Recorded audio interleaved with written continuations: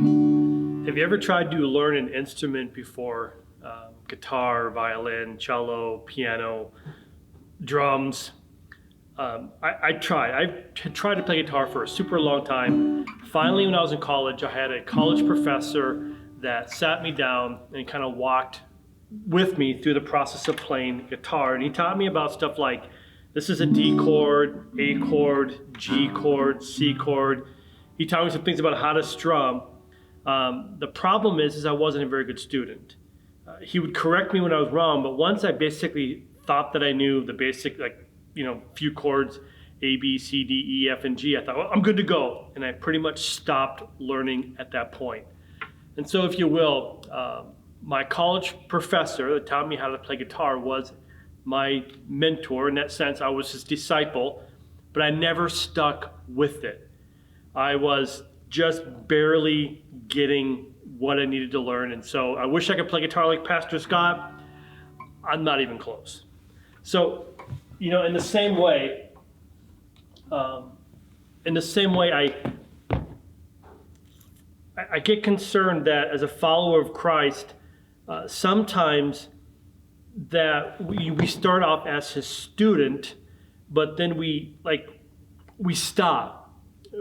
We stop being a disciple of Christ. We stop being his student. We stop learning from him. I'm concerned that at times, maybe we think we kind of have what we need, and we just kind of stop. But I'm going to come back to that in a moment. So how is the shutdown going for you? What's your life been like? How have things been happening? If you have children, what's that been like? And just think about that for a moment. Because when we first started this kind of lockdown thing, there was this perception that people would be spending way more time with God, way more time in prayer and seeking God and drawing near to him. And I think to some extent that maybe that's happened. But for many of us, we have found that we were able to fill our schedules with just other things, and even good things. And so some of us have been online shopping, training seminars. You can find ways, social distractions, social media. And so you can find, even with great preachers, you can find ways to really not connect more intimate with God, even though we have more time now than we had before, or many of us do. Some of us are working more now than we did before, but at any rate. And so that question's really been kind of sitting in my heart, especially for the last 6 weeks or so, is as a church, how are we doing at leading people to have a personal relationship with Christ? Does that make sense? In other words, it's great that we're reaching people, that we're touching lives, that we're encouraging, but I want to make sure at the end of the day that as a church, as your pastor, that I'm encouraging you to seek God for you, right? Encouraging you to get alone with God, to sit at his feet, to hear what he's saying, to understand his heartbeat. And that's one of the, our goals at church is that. Our whole goals at church is to help people become really lovers of God and help people to grow and mature. And I just really have thought a lot about how are we doing at that? How are we doing at helping you get closer to God, or equipping you and so forth to be the person that God's calling you to be? And by the way, I think, church, you're doing an amazing job at being a follower of Christ. And I see you guys engaging people and reaching out and serving and encouraging and supporting and asking, hey, can I help? You guys are just an amazing, doing just a great job of being the church. And every week I'm just so impressed with just who you are. So thank you for that. But recently there's been a lot of conversation about restarting. And so as people say we're ready, some say we're not, but as COVID-19 situation happens, some people are like, I just need to restart. Maybe it's a business, maybe it's just environments that we're a part of. Certainly in the church world, a lot of my pastor friends have talked about, when are you restarting? What's that going to look like for you? That's, a lot of churches are restarting today. Especially I know down in Texas and Dallas area, there's some churches restarting today. And there's this conversation about restart, and it really kind of struck this chord with me. Like if we were to restart as a believer, as the church, if we were to do a restart, I don't mean like you coming back to the building, but like back 2,000 years ago, when Jesus, just before he left, just before he went with his Father, he gave some final instructions, right? Like what would it look like for you and me as the church to do a restart? What's the basics of the commands that Jesus gave to us? What's the basics of our faith? And that's where I want to start the series in the next few weeks, is how do I restart?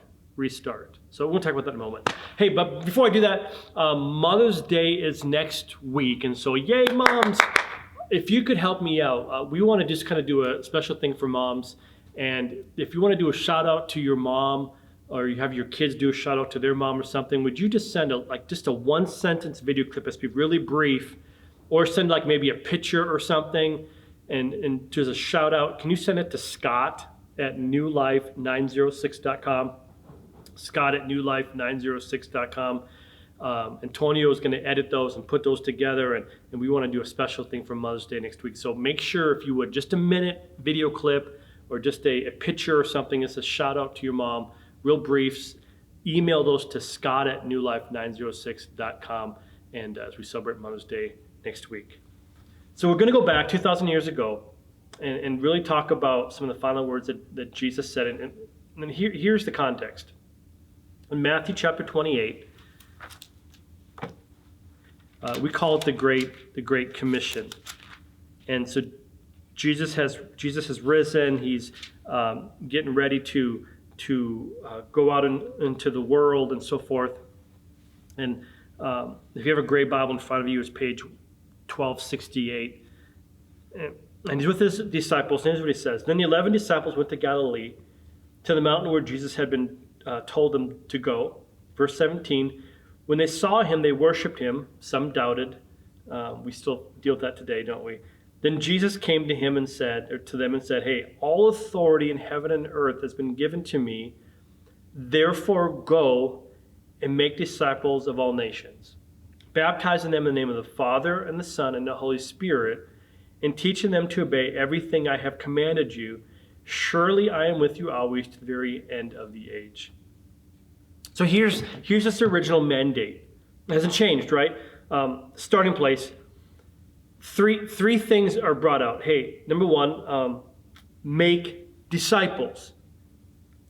It's not like make disciples and baptize people and teach them to obey. It's really make disciples, but part of making disciples is baptizing people in water, because that's a symbol of their old life dying. It's a symbol of them in water saying, hey, my life is over. And then the next part says, part of making disciples is teach them to obey my commands. So if you're going to follow Jesus, then you have to listen to what he's saying. If you're going to learn how to play guitar, then you have to listen to what your teacher says. And so you can't say that my guitar teacher, that like I'm following my guitar teacher, if you're not willing to put into practice what your guitar teacher tells you to do. If you're not willing to learn how to strum, it's just a facade. So you can say, I play guitar, but until you've actually put into practice what your teacher says to you, it's just a name. And Christianity is so much the same. So Jesus is saying, hey, make disciples. How do you do that? You teach them to die to their old lives, that they get water baptized, water baptism being an outward symbol of an inward change of heart. And so in water baptism, their old life dies. It's a public statement to everybody saying, hey, you know what? My old life is dead. I'm not living for myself anymore. It's not about me. It's only about God. And so that's what water baptism does. And then the second part of discipleship is teach people to follow what Jesus says. Teach them to obey what Jesus says. And so that's part of the discipleship process. So here probably comes a difficult part for 2020 followers of Christ in a Western culture. And here's what it is. Like, what really is a disciple? So the Greek word, when you look up disciple, is this word, it's an action word. And so it's a verb. It's this idea of a pupil or student of. And so there has to be action to it. It's not a noun, not a person, place, or thing. It's action. It's a verb. And so disciple is actively living out the direction or living out the commands or living out the instructions of the person that they're under. And that's hard for us in our culture because we're so independent. So the idea of you and I like having someone that is discipling us, we're like, no. I'm too independent for that, but we really do in so many ways.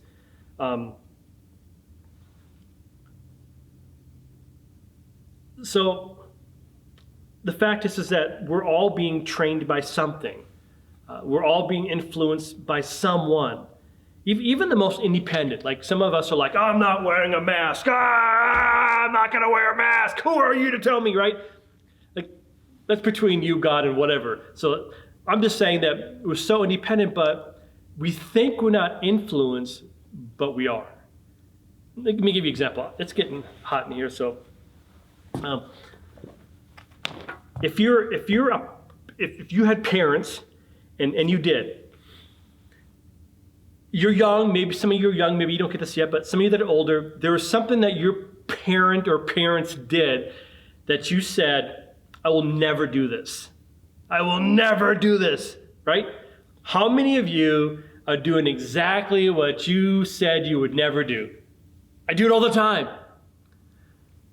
Just even for a moment, just think about, in your head, share, if you have notes next to you, if you're on Facebook or social media or something and you have notes, just write down, what's one thing that you're doing now that you said you would never do? Because that's something your parents did. What's just one thing that you've kind of put into your life that you said you would never do?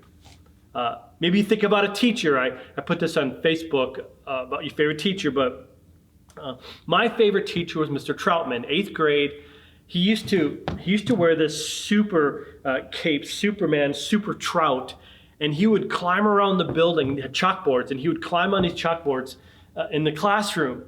And it was just like 8th grade math. He made it so much fun. And like overhead markers. I don't know if you know what those are, but you'd write on this little glass piece, and it would take the picture and shoot it up, 4 whiteboards on the wall. And he used overhead marker, and if it didn't work, he'd kill it on the spot. It was so much fun. But, the only A I ever got was in math until I went to college. Isn't that crazy? But it's because of Mr. Troutman. He influenced me. Culture. So I'm wearing a Vans shirt. That's culture influenced.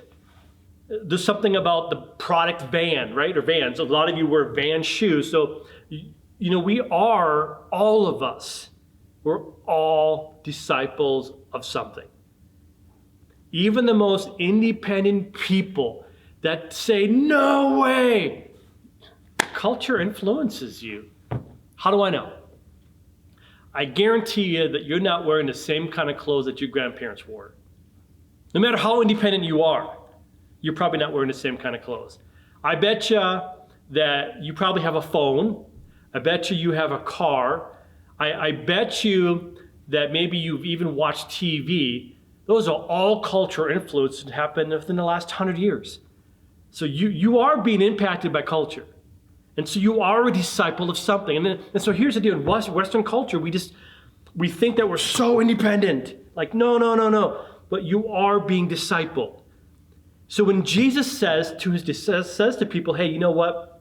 Make disciples, what he's saying is this: don't let culture continue to lead people astray. Instead, help them follow me. Help them follow Jesus. Help them become followers of Jesus. Like, that's where discipleship is at. And you could go on. Think about how your friends have influenced you. The old phrase is, birds of a feather flock together. I can tell a lot about you just by your 5 friends. So who your 5 friends are tells me a lot about who you hang out with. A whole nother message. We're going to try to do something in the fall and talk about friendships back when we're actually hanging out together again. So Jesus is saying, church, make disciples. Let me just go back to this thing. What if Jesus changed the narrative?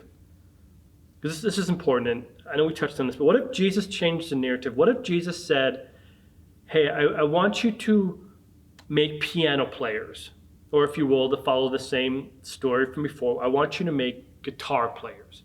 What if Jesus' last command, as he leaves all of his disciples, what if he says, hey, all you disciples still sitting here, I want you to go in all the world and I want you to make piano players of all people. So what would that look like for you and for me? I think for some reason we'd better understand it, because here's what I think we would know. We would know this, that if we're going to make a piano player, we have to first know how to play the piano, right? So if we're going to teach people in all the world how they play piano, we can't teach them what we aren't living. Let me put it in a different way. At some point, to teach the world to play the piano, we will have both started playing piano and we will have been able to continue to play piano so that we're able to instruct other people of how they can play piano. Now, you may not be the best piano player. You may not be, you may not know everything about piano playing, but you would have to know at least something in order to teach somebody else of how to do that command to play the piano. But what if this? What if you didn't know how to play the piano? Could you still tell somebody, hey, I know how to play the piano, and could they believe you? Yes. Could you still hang out with people that were piano players? Could you be part of a piano players group or a piano players club and just hang out and talk and talk the talk, C chord, what about this, could you do that? Yes. This is so huge, because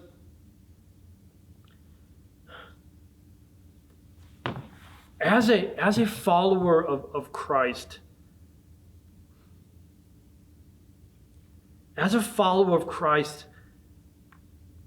we can't lead people where we're not going ourselves. Are you following? We can't make a disciple. We can't engage culture. We can't give instruction in places that we haven't gone. And we can even fake it. Now this is what happens so much. So we can say, yeah, I'm a Christian and not be living the life, right? You can go to the Christian club. You can go to church, or when we reopen, you can. And you can look like you know what you're doing, but if you're not following, you're just there. In the same way, we cannot lead people to Christ if we're not personally being led. We can't lead people to Christ. We can't help people grow closer to God if that's not the lifestyle that we're following ourselves.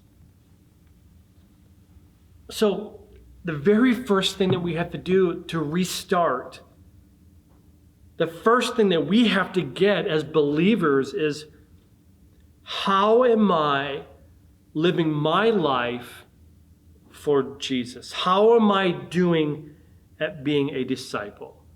How am I doing at being his apprentice?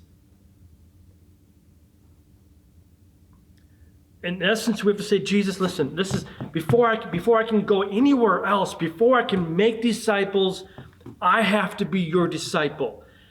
And I need to say, I want to learn from you, Jesus. I want to abide in you. I want a relationship in you. I want my life to be engulfed by your presence. God, I want what you have to be mine, the way you think, and what you value. I want that to be my values. What you think is most important is that's what I want to be most important. What you think is, the kingdom of God among us. I want to live my life in such a way that the kingdom of God is among us. And so before we can take the step of making disciples, we have to ask ourselves this very serious question. And am I a disciple? Am I really following Jesus? Or do I just say I do? Am I really letting him be the Lord of my life? Or is it just in verbiage? Am I really spending time with him and sitting at his feet? Listen, every person that sits under somebody, if you're going to learn how to play a piano, you have to sit under the person that's teaching you, and you have to hang out together, and you sit in the same stool, and your piano teaches you, this is how you play this note, and you're like, okay, this is how I play the note. And you have to have a relationship in every area of life. Anybody that mentors you, if you're being trained as a doctor or as an electrician, you being trained as a teacher, you engage with like-minded people so that they can walk that path with you. So much more important for people of faith that we are having a regular, consistent time with Jesus, that we're being alone with him, that we're connecting with him, that we're bonding with him, that he's speaking into our lives, and that we're having engagement. I could just go so much deeper that I just so concerned that we're making sure that we're leading people to a relationship with God that we're already having ourselves. Even this word Christian, did you realize 2,000 years ago, Jesus' followers were simply called disciples? That they were known for devoting their lives to their leader, Jesus? Even this word Christian, so we use the word Christian, I'm a Christian. That word didn't even come into play until in Antioch. And here's the context, what was happening. These Jews were getting saved, the Gentiles were getting saved, the people that were serving false gods were getting saved, and you couldn't just call them disciples because they all had different paths that they brought them to Jesus, and so they started calling them Christians. But this is how they knew that they were Christians. It wasn't because of what they said. It's because they were literally giving up homes. They were giving up friends. Listen, they were losing their jobs. Many of them lost their jobs. Some lost family.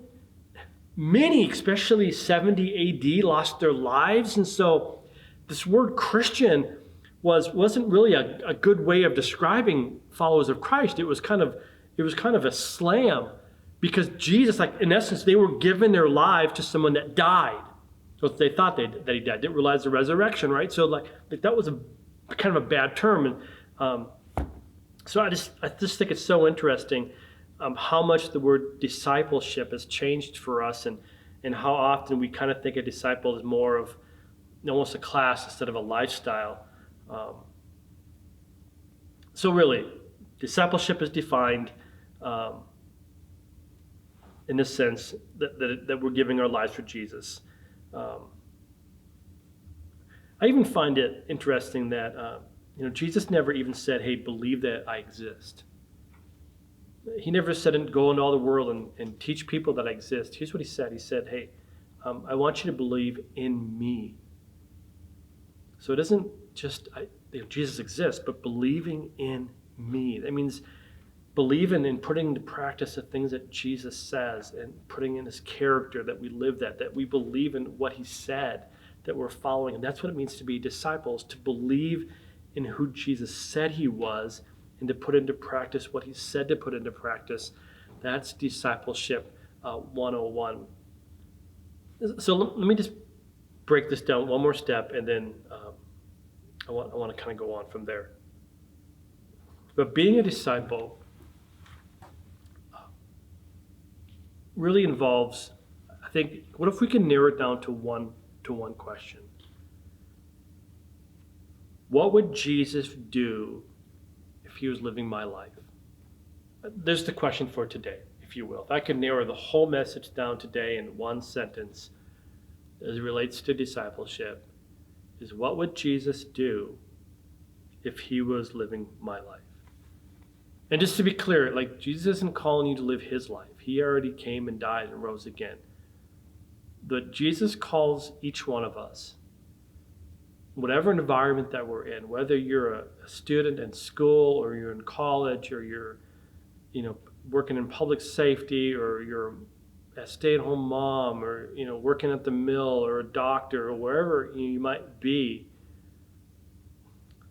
teacher, Jesus is asking us as followers of him, his disciples. He's saying this, I want you to live your life in such a way that if I was to live your life, I would live it the same way. That's so deep. So if you're a teacher, Jesus would be saying to you, hey, teach your students as I would. Like how would Jesus teach math? How would Jesus engage students in your school? Like, I know we're not meeting together, but how would Jesus engage students in your school that are creating trouble? Like, how would Jesus engage them?